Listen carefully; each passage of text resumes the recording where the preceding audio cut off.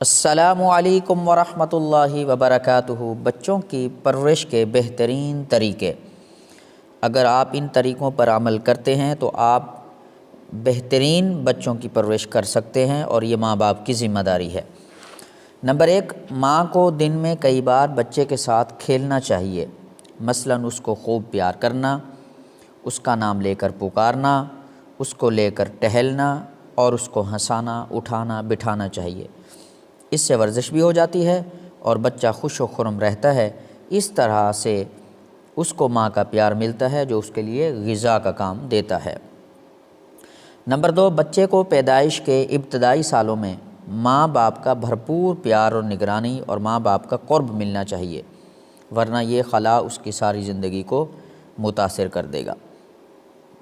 Number 3، البتہ بچے کو کچھ وقت دوسروں کی گود میں بھی دے دینا چاہیے تاکہ بچہ بالکل ماں کی ہی گود کا عادی نہ بن جائے، ورنہ والدہ کی شدید بیماری یا کسی ہنگامی علیحدگی کی صورت میں ان کو تکلیف ہوگی۔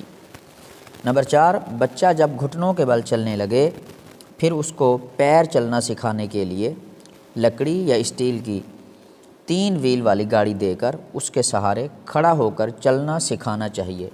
اس سے بچے جلدی پیروں پر چلنا سیکھ جاتے ہیں۔ نمبر 5، مغرب کے قریب سے اندھیرا پھیلنے تک بچے کو گھر سے باہر نہ جانے دیں۔ یہ وقت جنات کے نکلنے کا وقت ہوتا ہے۔ بسا اوقات وہ بچے کے ساتھ گھروں میں آ جاتے ہیں اور نقصان کا باعث بن جاتے ہیں۔ نمبر 6، بچے کو سلانے اور رونے سے بچانے کے لیے عورتوں میں بچے کو افیم یعنی نشہ آور دوا کھلانے کی جو عادت ہوتی ہے وہ بری ہے، یہ ایک گناہ کی بات ہے۔ نیز اس سے بچہ کو آئندہ چل کر نقصان ہوتا ہے اور اس کے اعصاب بھی کمزور ہو جاتے ہیں۔ نمبر 7، بچہ کو ہوا، بندر، کتا، بابا وغیرہ کے الفاظ سے ڈرایا نہ کریں۔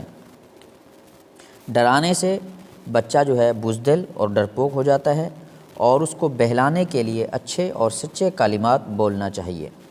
رونے سے ڈرنا نہیں چاہیے۔ اگر رونا درد و تکلیف کی وجہ سے ہو تو اس کا علاج کروانا چاہیے، اور اگر بلا وجہ ہے تو اس بچے کی ورزش ہو جاتی ہے، تھوڑا رو لینے دینا چاہیے۔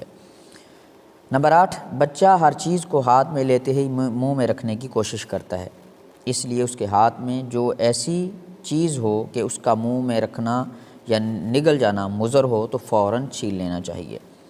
نمبر 9، بچے کو چاندی سونے کا زیور نہیں پہنانا چاہیے، اس سے اس کے اعضاء کے نشو و نما میں بھی دقت ہوتی ہے اور کسی کے چرا لینے کا بھی خطرہ رہتا ہے۔ نیز بچے کے کپڑے میں پن یا سوئی نہیں لگانا چاہیے۔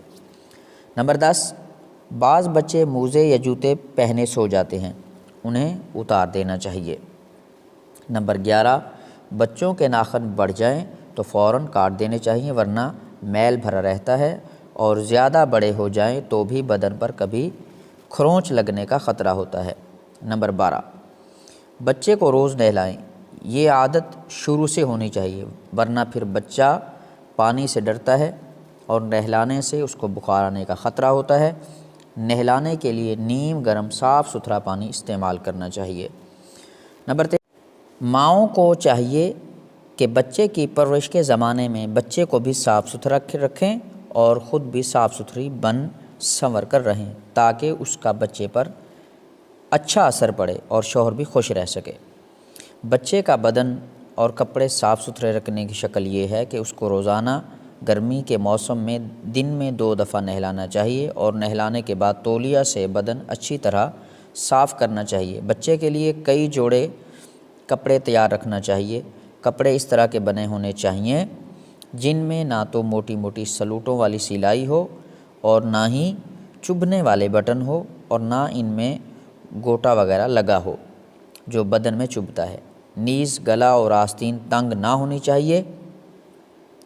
کپڑے جو ہیں دن میں کم سے کم 2 بار ضرور بدلیں۔ اگر زیادہ کپڑے میسر نہ ہوں تو انہیں دھو لیا کریں۔ نہلا کر بچے کی آنکھوں میں کاجل ضرور لگائیں اور سر پر تھوڑا تیل بھی مل دیا کریں۔